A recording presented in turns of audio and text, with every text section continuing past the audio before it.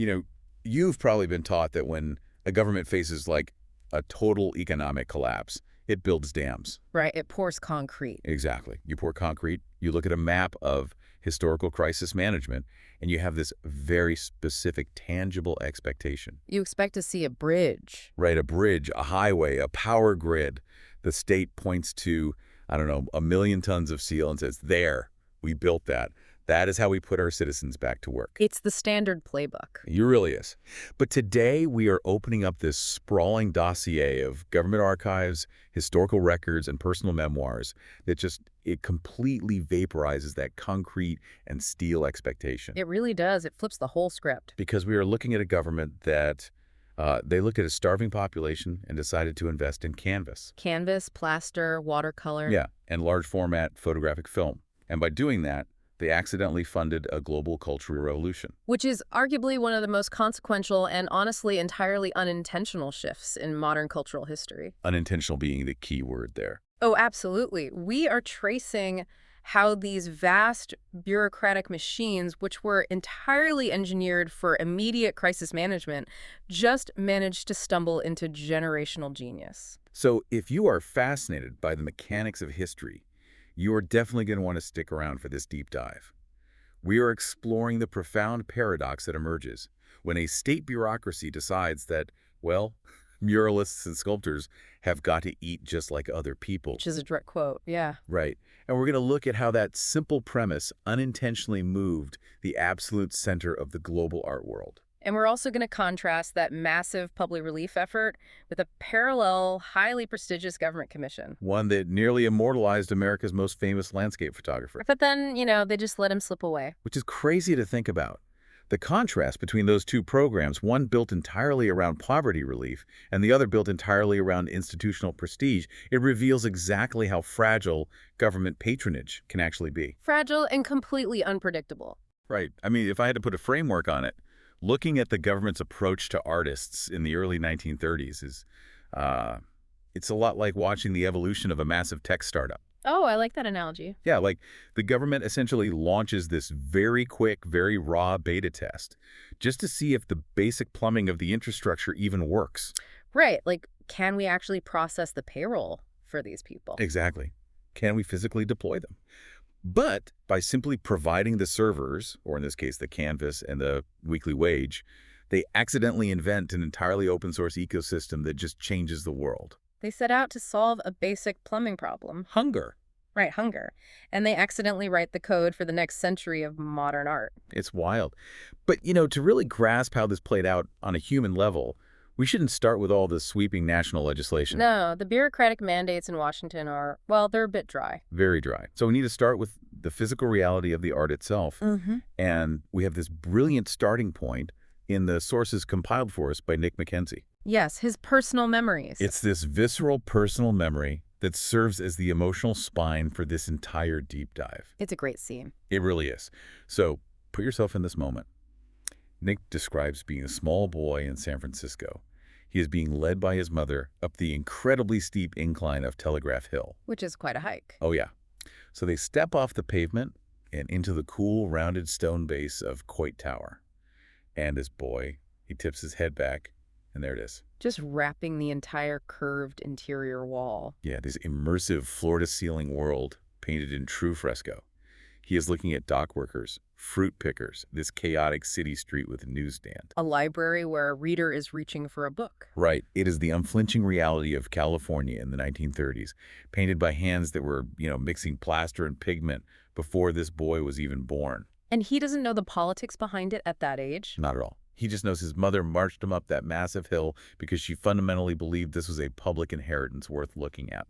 It's a beautiful anchor for our discussion, really. A mother introducing her son to the physical legacy of his city. It gives it all such stakes. It does. And what makes that specific location, Coit Tower, so historically fascinating is that for decades, if you asked almost anyone who funded those magnificent murals, even architectural historians. Yes, even the experts, they would instantly give you the exact same answer. They'd say, the WPA. The Works Progress Administration. the famous alphabet soup agency. Exactly. It's the one that takes up all the oxygen in the history books when we talk about the New Deal. Right, but the timeline here completely flips our standard historical assumption, doesn't it? It really does. Those famous 1934 Coit Tower murals were not part of the WPA at all. Which is just wild because it is universally thought of as the crown jewel of WPA art. It is the defining aesthetic we associate with the WPA, for sure, but it predates it. Those murals were actually born from a tiny, incredibly brief, highly experimental pilot program. The beta test. Right, the beta test. It was called the Public Works of Art Project, or the PWAP. The PWAP? I don't think I've ever even heard of that before reading these sources. Most people haven't. The PWAP ran for a mere 4 to 5 months, from December 1933 into the spring of 1934. So a full year before the WPA was even legislated into existence. Exactly. So Coit Tower, this monumental architectural and artistic achievement, was essentially just them testing the waters. Completely. In late 1933, the government is scrambling. They're trying to put manual laborers to work as winter sets in. But you have this small coalition of reformers within the Roosevelt administration who they raise their hands and ask a very logistical question. What do we do about the artists? Right, because an artist's skill is highly perishable. Wait, perishable, like food. Well, yes, in a physical sense. If a trained portrait painter or a master sculptor has to spend 5 years digging irrigation ditches or breaking rocks just to buy bread. Oh, I see. Their hands. Yes, the fine motor skills, the visual acuity, the specific techniques that make them a professional artist, they will physically degrade. Wow. I never thought about it like that. If you don't use it, you literally lose it. You lose it. Yeah. So the PWAP is launched under the U.S. Treasury using federal relief money, and it's run by a guy named Edward Bruce. Now, the dossier notes that Bruce was a lawyer who turned into a painter, which, I mean, that seems like the absolute perfect, strange resume you would need to invent a new bureaucratic machine. Bruce was exactly the hybrid mind required for this. He understood the eccentricities of the artistic temperament, but he also spoke the fluent language of Treasury Department logistics. And that logistics piece was an absolute nightmare, wasn't it? Oh, a total nightmare. Because Bruce's mission wasn't to go out and fund the next Michelangelo. His mission was purely mechanical. Just proving it could be done. Right. He had to prove that the federal government could define artist as a distinct labor category, put that person on a federal payroll, measure their output, and cut them a check. With the exact same administrative mechanics they used to pay a road paving crew. Exactly the same. But that raises a huge mechanical question for me. How do you actually measure the output of a painter against the output of a guy laying asphalt? It's a great question. Because asphalt is easy, right? Yeah. You just measure the miles of road. But how do you quantify a fresco for the Treasury Department? You have to standardize it, which is inherently unnatural for art. Yeah, artists don't exactly love standardizing their output. No, they don't. But Bruce had to set up regional committees. They had to evaluate applicants not just on whether they were poor, but whether they were professional. So they created classification. Right. If you were a master muralist, you got a certain weekly wage. If you were a craftsman or just an assistant, you got a lower wage. You were expected to clock in, work a set number of hours, and produce a tangible asset. An asset that the government then legally owned. Exactly. And the sheer volume of what they managed to produce in this 4-month blink of an eye, it's just staggering. Yeah. The data points from this tiny window are immense. They really are. The sources say they managed to employ roughly 3,749 artists. Across the entire country, setting up payroll pipelines in a matter of weeks. And those artists produced approximately 15,663 works of art. Oil paintings, massive public sculptures, etchings. Even Navajo blankets, right? Yes, indigenous crafts were included. And all of this was destined for public buildings, schools, hospitals, parks. Right. But, okay, if the goal is just to prove you can pay people to work, why art? I mean, was the government secretly trying to curate a national aesthetic? Or were they genuinely just trying to buy these people groceries? It's a common suspicion, but really, masterpieces were not the point. State-sponsored propaganda, like you might see emerging in Europe at that same exact time, that was not the point. So it was just about survival. Economic survival was the whole point. The government simply realized that a massive percentage of the population was entirely disconnected from the economy. Artists or workers? Exactly. Their trade just happens to be executed on canvas or wet plaster instead of steel and concrete. Their trade just happens to be on canvas. I love that. But that right there, that is where the plumbing of this beta test runs into a massive real-world wall. Oh, a huge wall. Because if you pay an artist to paint the reality of the 1930s and you give them a massive public wall to do it on, things are going to get politically complicated at a speed the Treasury Department was absolutely not prepared for. And that collision between federal funding and controversial reality, it happens almost immediately, right inside Coit Tower. Exactly. Coit Tower was the PUAP's largest single pilot project. Yeah. So let's look at the actual mechanics of what was happening inside that tower between December 1933 and June 1934. It was intense. You have about 25 artists in there. Right. They're making between $25 and $45 a week. Which was a very solid lifeline during the Great Depression. For sure. And they are painting true fresco. And we should probably pause to explain what true fresco actually demands of a laborer. Yeah, buon fresco. Because it fundamentally shapes the environment in that tower, doesn't it? It does, because you aren't just taking a tube of oil paint and casually brushing it onto drywall. Right, it's not like painting your living room. Not at all. Fresco is an incredibly intense, high-stakes chemical process. It's entirely unforgiving, according to the sources. Very unforgiving. Yeah. With buonfresco, the artist is applying water-based pigment directly onto a layer of wet lime plaster. Which is called the intonaco, right? Exactly. Right. And you only have a window of a few hours before that plaster cures. So you're literally racing the clock. You are. And as it dries, a chemical reaction occurs, carbonation. The plaster essentially absorbs carbon dioxide from the air and turns back into a hard limestone crystal. Wait, so it becomes stone again? Yes.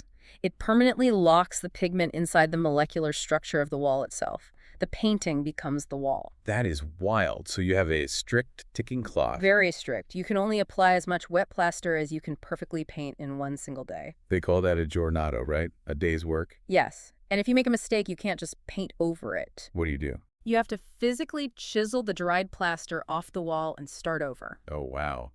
That sounds incredibly stressful. Because of this, fresco painting cannot be a solitary, isolated endeavor. You need plasters mixing the lime, you need assistants transferring the massive paper drawings, the cartoons, onto the wet wall. So you need the master painters working in tight coordination with a whole crew. Exactly. It forces an assembly line, deeply communal labor environment. Okay, so picture this. You have 25 artists working shoulder to shoulder in this highly stressful, collaborative, working-class environment.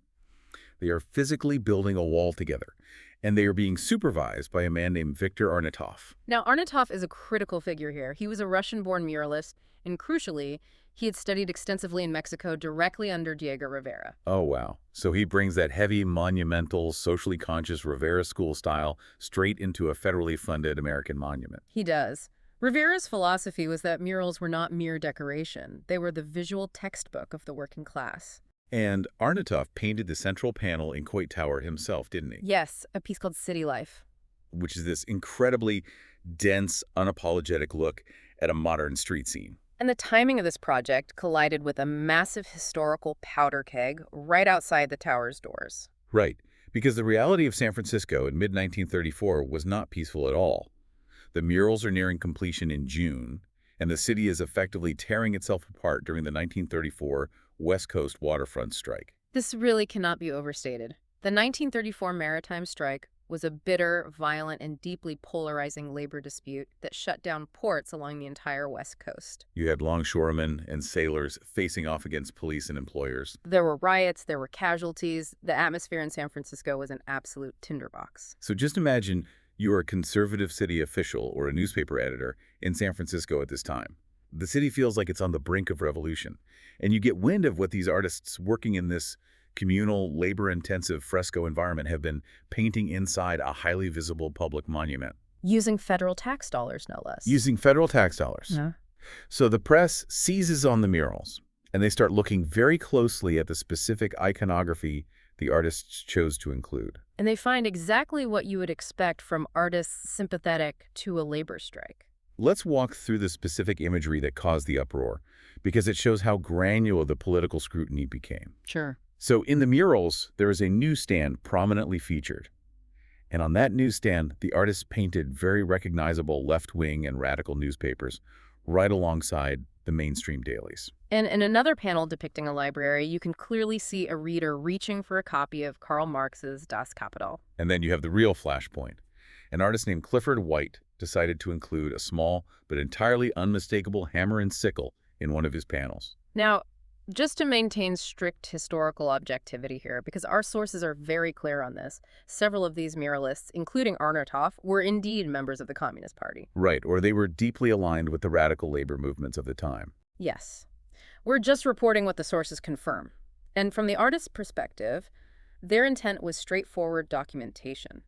Yeah, the government said, paint the American scene. Well, the American scene in San Francisco in 1934 included radical labor movements, Marxist philosophy, and massive strikes. Exactly. They felt they were accurately depicting the intellectual and social currents of their reality. But from the perspective of the government administrators and the mainstream press, this was viewed as a massive breach of trust.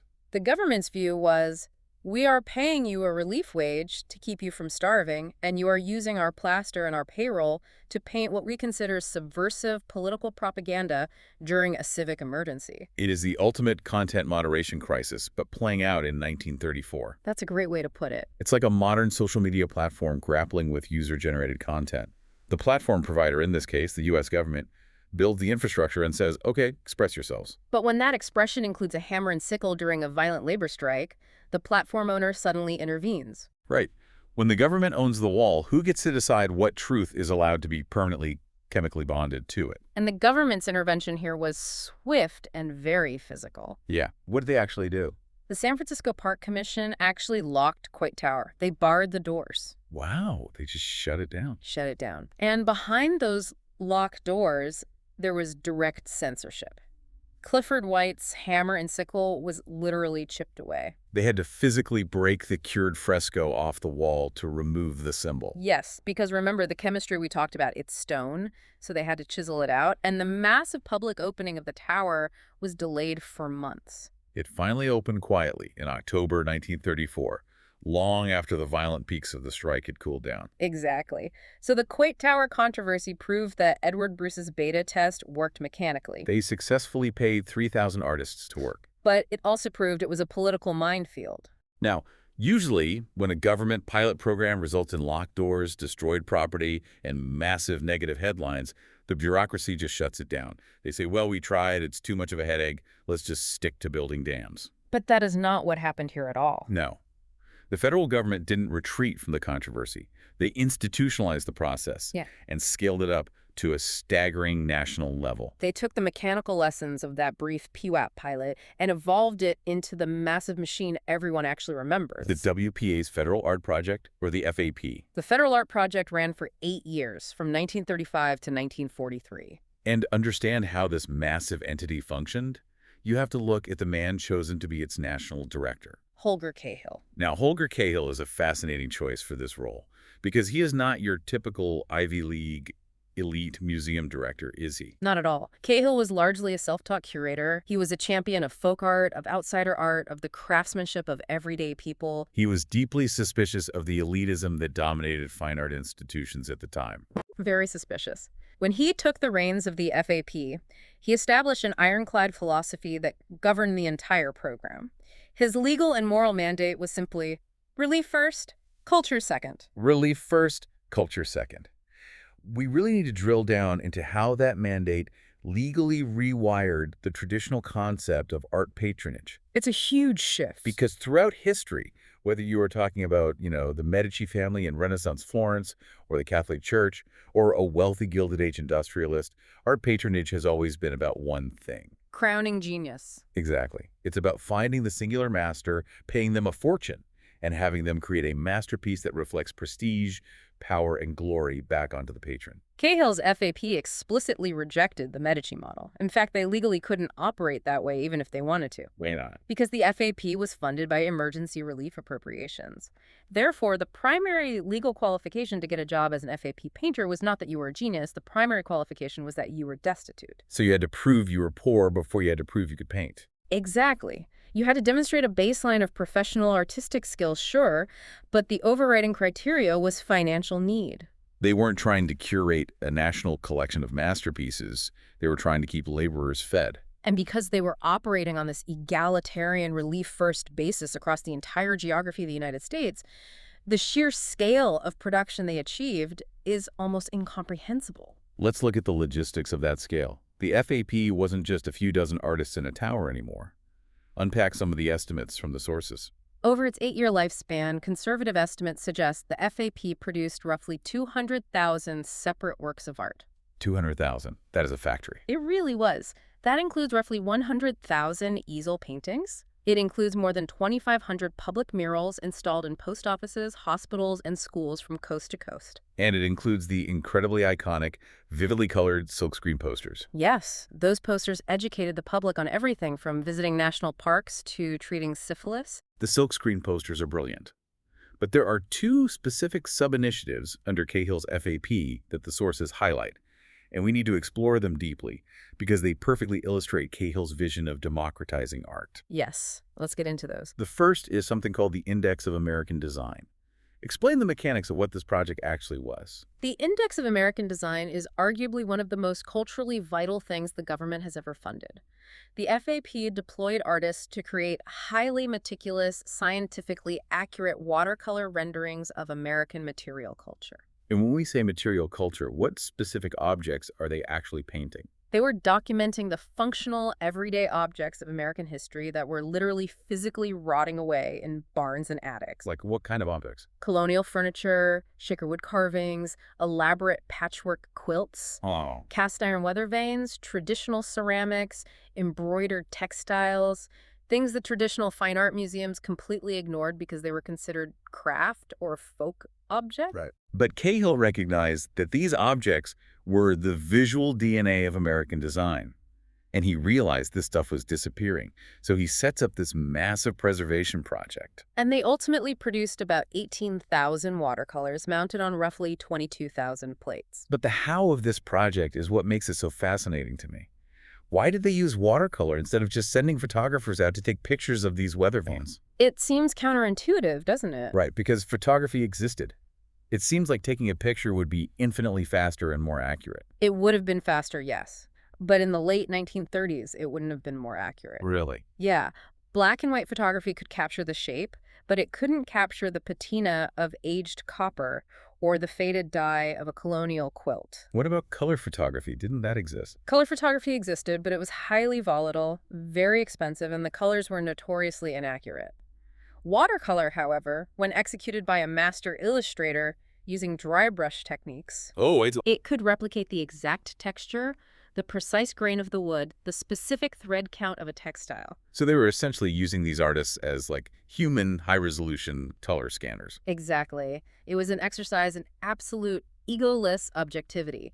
The artists had to completely suppress their own avant-garde or creative impulses and simply render the object with photographic precision. They built a massive analog database of American visual history. Preserved in watercolor, because that was the most technologically sound way to capture color and texture at the time. That is just incredible. And the second initiative that really highlights Cahill's philosophy is the Community Art Centers Project. Yes. The FAP didn't just employ artists, they built physical infrastructure. They established over 100 community art centers across the country, primarily in small towns, rural communities, and urban neighborhoods that had zero cultural infrastructure. We are talking about towns of 5,000 or 10,000 people. Places that had never had a public gallery, never hosted a traveling exhibition, never had a place where a child could take a free painting class. Cahill essentially decentralized art. Because before the FAP, if you wanted to see professional art, you had to travel to an elite, intimidating, marble-columned institution in New York, Boston, or Chicago. Cahill pulled art out of those coastal enclaves and embedded it directly into the civic fabric of everyday America. He essentially put an easel in every town. And when you changed the venue of art from an elite museum to a local post office or a rural community center, you fundamentally changed the public's psychological relationship with it. It stops being intimidating.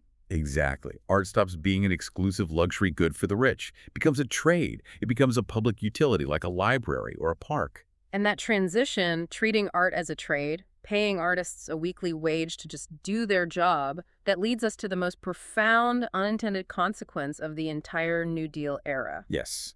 This is where a simple hunger relief program accidentally triggers a tectonic shift in global culture. It's a phenomenal story. Because by simply handing out weekly paychecks to thousands of unknown artists, just to keep them alive, the government unwittingly funded an art revolution. We are looking at the unintentional genesis of the mid-century American Renaissance. Let's introduce the listeners to two completely unknown struggling beneficiaries who were sitting on the FAP payroll in the late 1930s. At the time, they were absolute nobodies.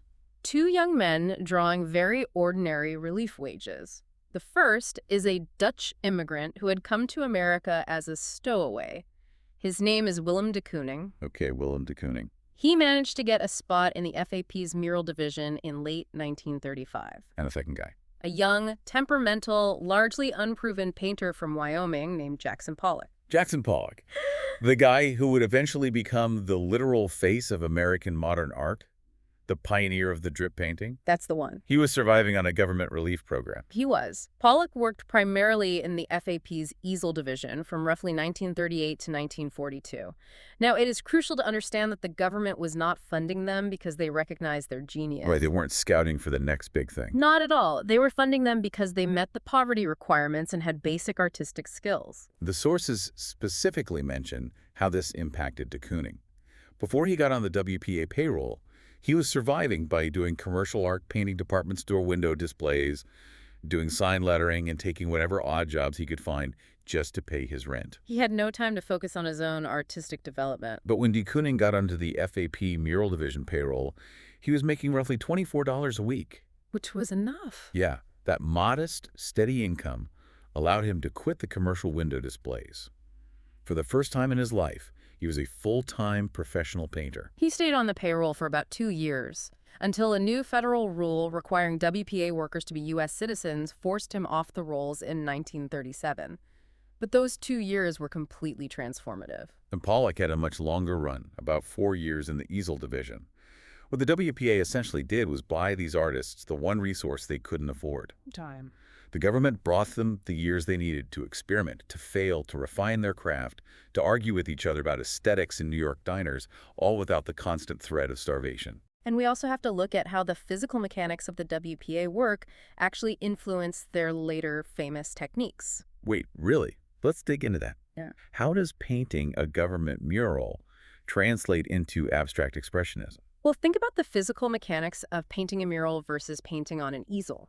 Traditional easel painting is a wrist-driven exercise. Right, you sit in a chair, you hold a small brush. And you use fine motor skills to create a contained image.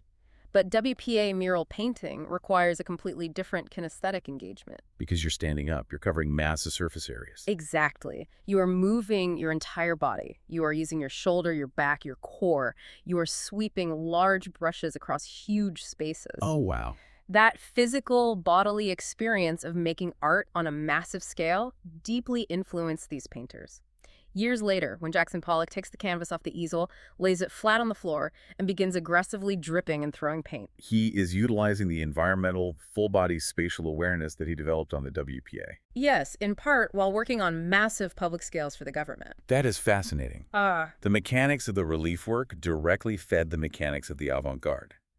And the compounding dividend of that bought time and physical practice is almost immeasurable.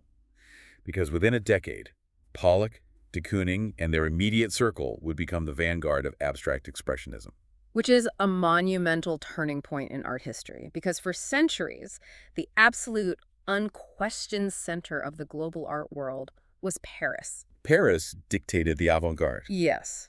But abstract expressionism became the first uniquely American art movement to achieve total global dominance. It effectively stripped the crown from Paris and placed it firmly in New York. Okay, I have to challenge this narrative just a bit because it feels almost too perfectly cinematic. I know what you mean. Can we honestly say that a government relief check invented abstract expressionism? Are we really drawing a direct causal line from Holger Cahill handing Jackson Pollock $20 a week to New York becoming the undisputed capital of the art world? That is a very necessary historical pushback. Claiming the WPA single-handedly launched modern art is overly simplistic, and historians debate the exact weight of its influence. Abstract expressionism was a complex, multi-layered phenomenon driven by several converging factors. What were the other major catalysts driving this shift? First and foremost, you had a massive influx of brilliant European émigré artists, surrealists, cubists who were fleeing the outbreak of World War II in Europe. Oh, right. They all came to New York. They arrived in New York bringing decades of intense modernist theory with them, and they interacted directly with the younger American painters. That makes sense. Secondly, you had the rapid maturation of powerful New York galleries and highly influential critics like Clement Greenberg, who fiercely championed this new American abstraction. And the third factor. You cannot ignore the psychological trauma of the war itself, which drove artists away from literal representation and toward a deeply subjective, expressive, abstract visual language. So it's an ecosystem of factors. The European influence, the gallery infrastructure, the psychological toll of the era. Exactly. So the most historically accurate framing is not that the Federal Art Project invented modern art. The accurate framing is that the FAP sustained the ecosystem. It kept Pollock, Kooning, Mark Rothko, and so many others professionally alive during the most brutal economic years of the century. The WPA did not set out to fund modern art. It just wanted to feed hungry artists. But by doing so, it yielded a compounding cultural dividend that ultimately shifted the center of gravity of global culture. It is the ultimate unexpected return on investment. You pay a guy to paint a post office so he doesn't starve, and he ends up reinventing the physical geometry of how the world interacts with a canvas. It's amazing legacy. But to truly understand the historical weight of Cahill's egalitarian relief-first soup kitchen, we have to look at what it wasn't. We need to pivot and examine a completely different stream of New Deal art patronage. And this contrast is vital, because it proves that not all government art funding in the 1930s was about poverty and relief.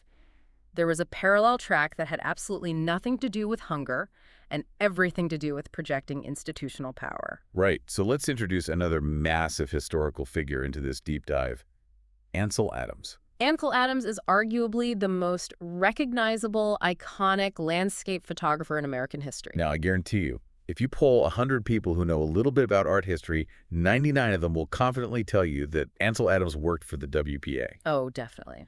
They associate his sweeping black and white photos of the American West with the New Deal era, and they just lump him in with the WPA. It is one of the most pervasive historical misconceptions of this era.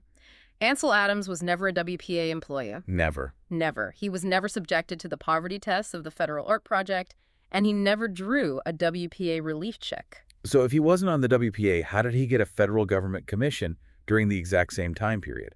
Adams was the beneficiary of traditional direct patronage, and this story revolves around a man named Harold Ickes, who was the very powerful Secretary of the Interior. Ickes is a massive figure in the Roosevelt administration. He was, and in 1941, Ickes was in the process of finishing a monumental new headquarters for the Department of the Interior in Washington, D.C. It was designed to project authority and permanence. Naturally. Initially, Ickes wanted traditional painted murals to decorate the massive hallways and offices of this new building. But then he happened to see some of Ansel Adams's recent photographic work, and he was completely arrested by it. So Ickes calls an audible. He changes the entire artistic plan for his headquarters. He does. He decides that instead of paint, he wants mural-sized photographs capturing the monumental majesty of the American landscape, and he doesn't hold an open call for unemployed artists. No, he goes directly to the master. He brings Ansel Adams in for a direct commission, funded entirely by the Department of the Interior and the National Park Service. If we use our analogies again to understand the structural difference here, the Federal Art Project under Holger Cahill was essentially a massive egalitarian open-source project. It was a public soup kitchen designed to feed as many people as possible, regardless of whether you were a culinary genius or just the guy who knew how to chop onions. That's the relief model. You proved you were hungry, you got a job. But this Ansel Adams Commission, this is Secretary Ickes acting like a Medici prince. This is the government hiring a Michelin star chef to cater a highly exclusive private state dinner. That perfectly captures the dynamic. It was about pure prestige, not relief. So, looking at the logistics of this prestige project, what did Adams actually execute? Because shooting photographs destined to be enlarged to the size of a wall in 1941 is a massive technical undertaking. It was incredibly demanding. Beginning in October 1941, Adams embarks on a massive geographical sweep of the American West.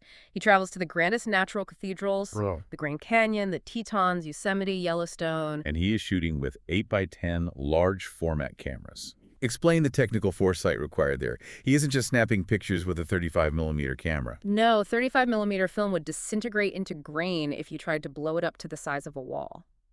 Adams was shooting massive 8x10-inch sheet film, And while standing on the rim of the Grand Canyon, he had to actively visualize the final mural-sized print.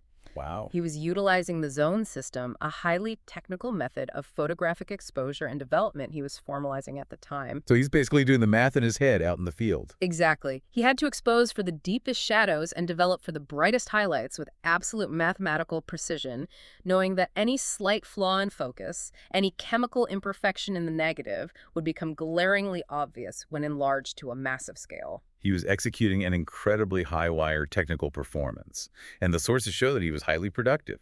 By 1942, he had submitted his work. We know from the archives that roughly 226 of these pristine, masterful negatives survive today. 226 of some of the most technically brilliant, sweeping landscapes of his career, specifically engineered to be hung in Washington. But they didn't go up in 1942, did they?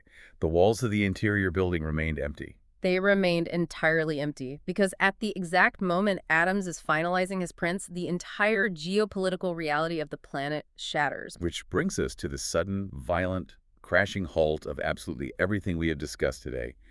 What happens to federal art when global war arrives? World War II instantly rewrites the fundamental mathematics and morality of American society. The day after Pearl Harbor, the priorities of the state shift overnight from domestic economic recovery to total global warfare. Right, everything changes. The entire bureaucratic apparatus of the federal government is violently re-engineered to support the war effort. It is the ultimate pivot, and it is the war that permanently closed both doors. It ended both the relief model and the prestige model. The Ansel Adams mural project was abandoned almost immediately in 1942. The funding, the administrative attention, the physical materials required for massive photographic prints, all of it was diverted. The project was simply shelved. It abruptly stopped. And a year later, in 1943, the massive, sprawling machinery of the WPA, including Holger Cahill's Federal Art Project, was officially and permanently wound down. But the contrast in the legacy of those two cancellations is staggering. The WPA bureaucracy completely evaporates.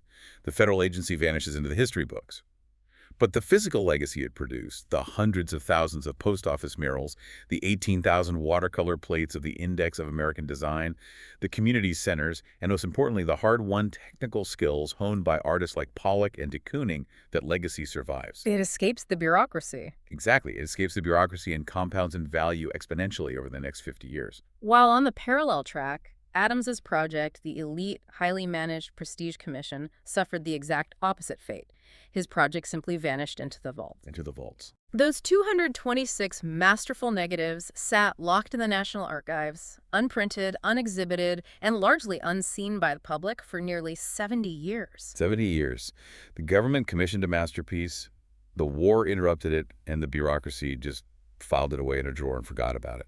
It wasn't until the year 2010 that the Department of the Interior finally revisited the archives, printed 26 of those murals, and installed them in the headquarters, fulfilling Ickes' original vision nearly 7 decades later. There is something so profoundly haunting about that paradox.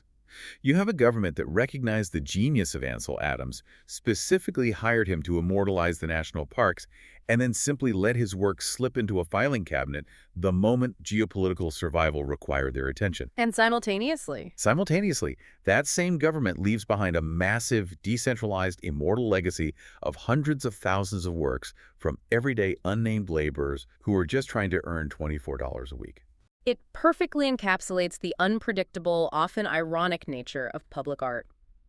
When art is tethered to the state, it is always subject to the immediate shifting priorities of the state. It's incredibly bittersweet. You have this brief, shining 5 to 8 year window in American history where art was treated as a vital national necessity, where an easel was placed in every town, where a boy could walk into a tower and see a fresco of his own city. And then global conflict instantly reprioritizes everything. And suddenly a thriving state-sponsored national art scene gets violently downgraded back into an unaffordable luxury. It is a sobering reminder of how fragile these cultural investments really are and how quickly the political will to sustain them can evaporate. Well, let's weave these massive historical threads back together as we wrap up today's deep dive. We have covered an incredible amount of ground. We really have. We started with Nick Mackenzie and his mother climbing Telegraph Hill, standing inside the wet plaster reality of Coit Tower, looking at a 4-month PWAP pilot project that proved a government could navigate the logistics of paying artists just to eat. We examined the intense mechanics of that labor and how the friction of putting radical labor imagery into a federal building during the violent 1934 maritime strikes resulted in locked doors and chipped plaster. We watched Holger Cahill take those lessons and build the massive infrastructure of the Federal Art Project. We saw how artists functioned as human scanners to preserve American material culture in the Index of American Design, and how community art centers democratized the entire concept of the gallery. We traced the bodily mechanics of mural painting and how those modest weekly relief checks unintentionally bought the time and space necessary for artists like Jackson Pollock and Willem de Kooning to mature, helping to shift the absolute center of the global art world from Paris to New York. And finally, we looked at the dark mirror of Ansel Adams, the highly technical bespoke prestige commission that was ultimately halted and buried in a vault by the same World War that dismantled the WPA. It is a sprawling story of how a temporary, desperate attempt to manage widespread poverty accidentally paid an infinite, world-altering cultural dividend. It completely challenges how we evaluate the long-term impact of emergency crisis management. The state was trying to fix a leak, and they watered a jungle. Which leaves us with a lingering, forward-looking thought experiment for you to ponder. A final question for you to take away as you look at the world around you. If the immense, world-shifting cultural dominance of abstract expressionism was essentially a total accident, a completely unintended byproduct of a 1930s government just trying to buy groceries for unemployed citizens, then what completely utilitarian, boring, bureaucratic government program happening today might accidentally be funding the genesis of the next global cultural renaissance 50 years from now? It makes you look at every mundane civic grant, every open source software initiative, and every basic infrastructure project in a completely different light. It really does. You have to wonder what seeds are being planted right now by administrators who have no idea what they are actually growing. Thank you so much for joining us on this deep dive. Keep looking closer at the history, the architecture, and the systems that surround you, because you never truly know what forgotten beta test actually built the world you're standing in. Catch you next time.